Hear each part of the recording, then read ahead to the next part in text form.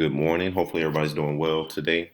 Just want to put this video out there just to show you where you should be going every day when you log into Google Classroom. You want to come right over here. You see this area right here where it says upcoming, due today. These are your two assignments for today. You have a due now, which is this, was the second and third general order. And then you also have an Edpuzzle assignment that is basically a video that you're going to go through. You're going to watch the video, and there's some questions that are attached to certain parts of the video. So make sure you watch the video all the way through, and as each question pops up, the video will pause on its own until you answer the question.